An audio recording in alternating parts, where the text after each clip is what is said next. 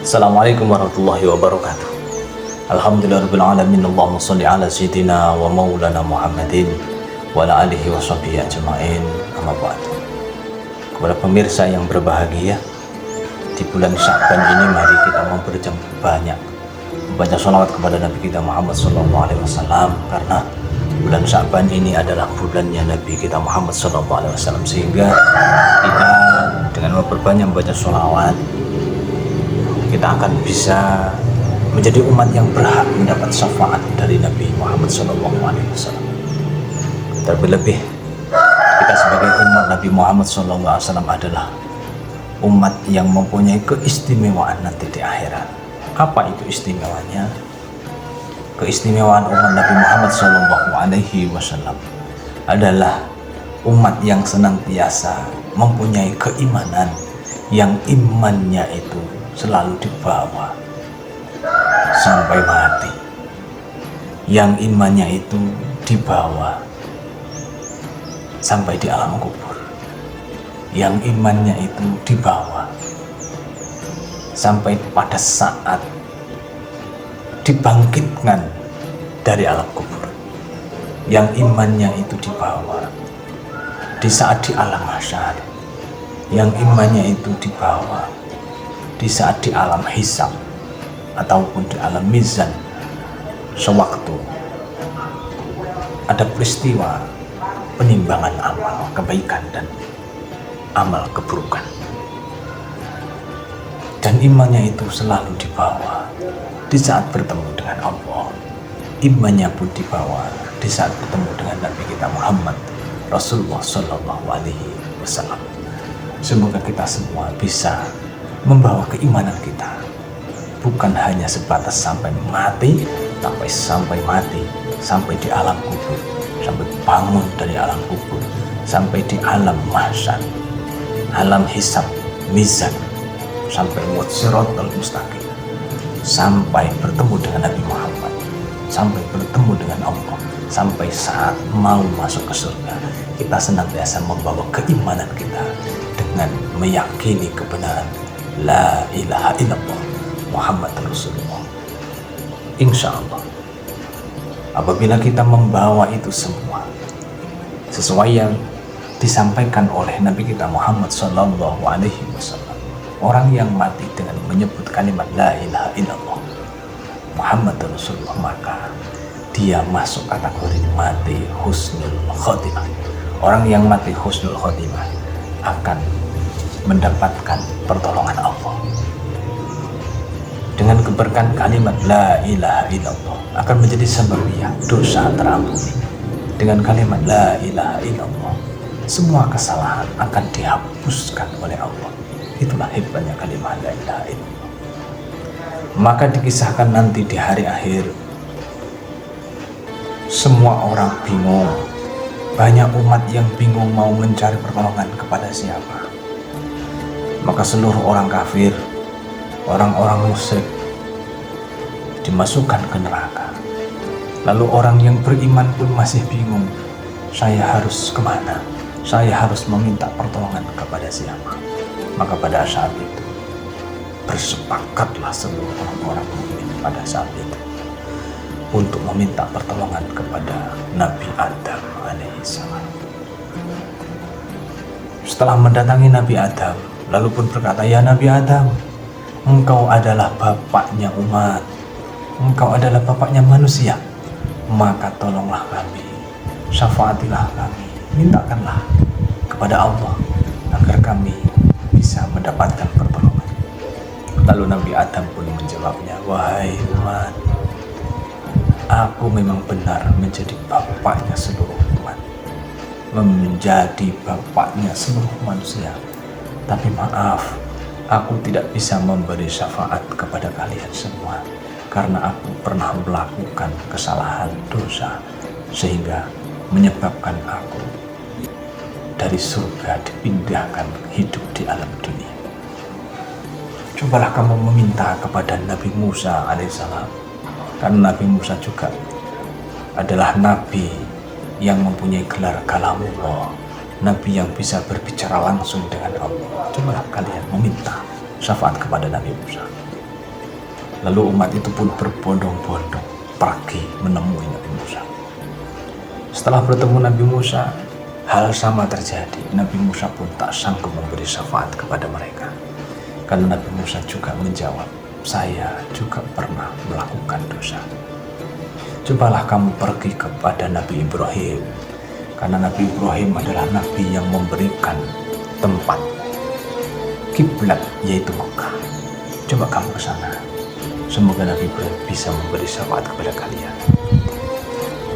Lalu semuanya pergi kepada Nabi Ibrahim. Setelah pergi kepada Nabi Ibrahim bertemu, maka terjadi juga yang sama. Nabi Ibrahim pun menjawab dengan jawaban yang sama, tidak mampu memberi syafaat kepada mereka semua. Karena Nabi Ibrahim juga pernah melakukan dosa. Nabi Ibrahim pun menyuruh kepada umat itu untuk pergi kepada Nabi Isa, karena Nabi Isa adalah Nabi yang mempunyai gelar Ruhullah, yaitu rohnya Allah. Kamu datanglah kepada Nabi Isa.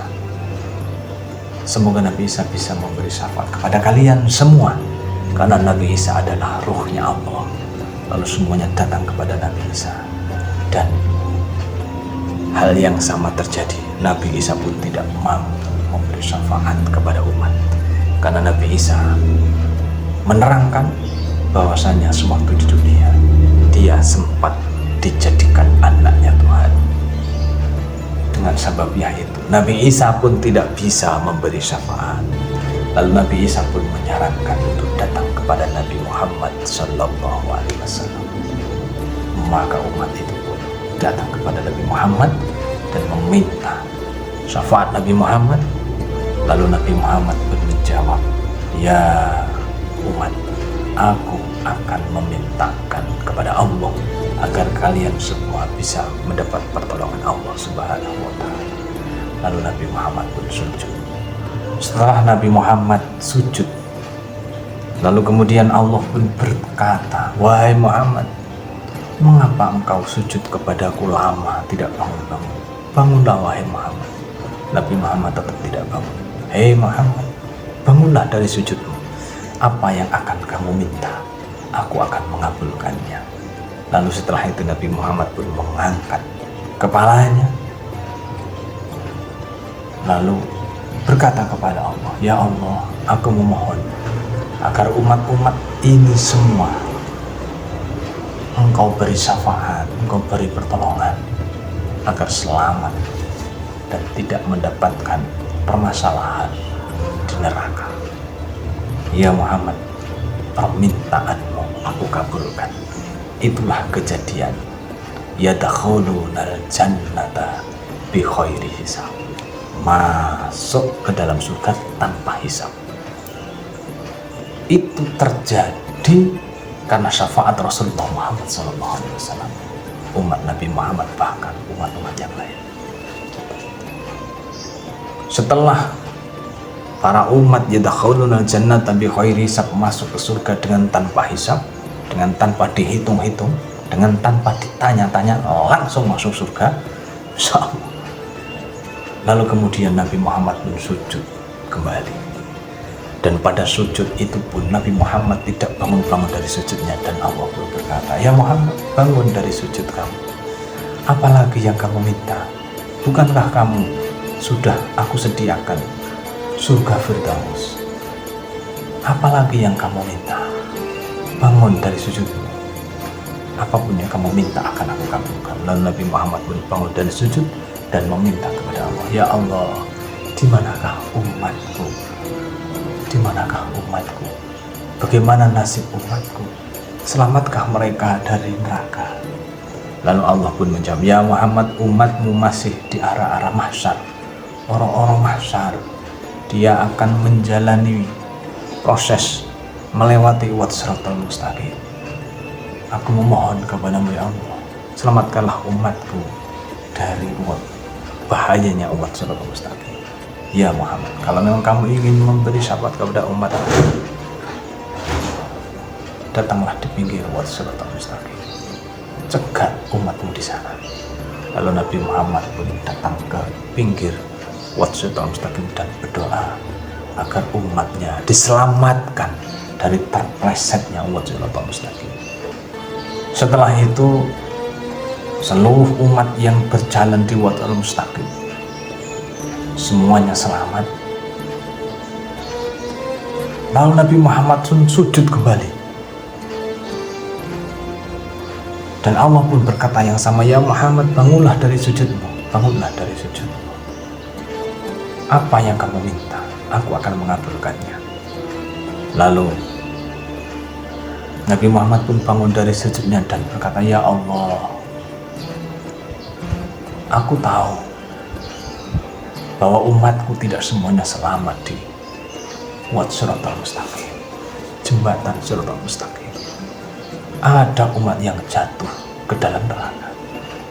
Aku mohon kepadamu agar aku bisa menolong ataupun mensyafaati kepada umatku yang jatuh ke dalam neraka, ya Allah. Lalu Allah mengizinkannya, ya Muhammad, aku izinkan kau memberi syafaat kepada umat, syafaatilah umatmu. Lalu Nabi Muhammad pun mendatangi neraka lalu memberi syafaat kepada umat-umat Nabi Muhammad yang jatuh ke dalam neraka. Lalu umat-umat Nabi Muhammad yang jatuh ke dalam neraka itu setelah semuanya tersyafaati, Nabi Muhammad masih sujud lagi. Allah pun berkata lagi, ya Muhammad, apalagi yang kamu minta ya Muhammad? Kok kamu masih sujud? Apalagi yang kamu minta ya Muhammad? Bangun dari sujudmu, aku akan mengabulkan apa yang menjadi permintaanmu. Lalu Kanjeng Nabi Muhammad pun bangun dari sujudnya dan berkata, ya Allah, aku tahu bahwasanya umatku masih ada yang di neraka karena begitu banyak kesalahan yang dilakukan, begitu banyaknya dosa yang dia lakukan, sehingga pada saat aku mensyafaatinya, umatku masih belum bisa tersyafaati. Mohon engkau izinkan aku mensyafaati umatku yang di dalam hatinya masih ada keimanan yang sebesar biji kurma. Lalu Allah pun menjawab, ya Muhammad, syafaatilah umatmu, syafaatilah umatmu yang di dalam hatinya masih ada keimanan yang sebesar biji kurma. Lalu Nabi Muhammad pun turun lagi ke neraka mensyafaati umatnya yang masih mempunyai keimanan yang sebesar biji kurma. Semuanya tersyafaati. Pada saat itu Nabi Muhammad pun santai hidup dalam surga. Cuman dengan kurun waktu yang lama, tiba-tiba Nabi Muhammad kedatangan malaikat dari neraka yang mengatakan bahwa di neraka masih ada umatnya. Lalu malaikat itu pun menceritakan kejadian yang ada di dalam neraka. Pada saat itu malaikat menyiksa ahli neraka, menyiksa ahli neraka. Lalu dengan spontanitas malaikat itu melihat penduduk neraka yang aneh, yang biasanya penduduk neraka itu selalu dibelenggu dengan besi yang penuh bara api, rantai yang menyambung ke tangan, menyambung ke kaki, belenggu kaki, belenggu tangan, belenggu leher. Akan tetapi umat itu tidak ada belenggu sama sekali, tanpa rantai satupun.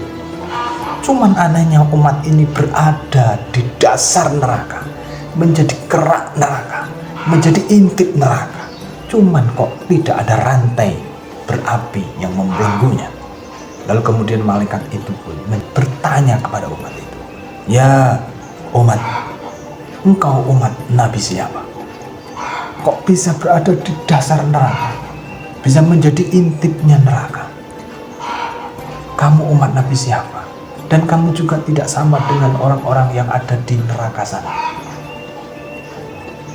Kamu tidak dibelenggu lehernya, tidak dibelenggu tangannya, tidak dibelenggu kakinya dengan rantai-rantai api. Bahkan batuk kamu tidak termakan api. Bahkan hati kamu juga tidak termakan api. Sebenarnya kamu umat siapa? Lalu umat itu pun menjawab, ya malaikat, janganlah kau bertanya-tanya kepadaku. Aku malu untuk menjawabnya. Lalu malaikat itu pun mengeraskan siksaan kepada umat itu.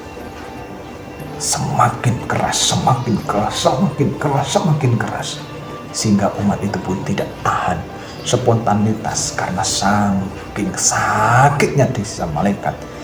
Keimanannya muncul lalu mengucapkan dengan kata-kata la ilaha illallah Muhammadur Rasulullah. Lalu pada saat itu malaikat pun berhenti menyiksa. Ya Allah, ternyata engkau adalah umatnya Nabi Muhammad.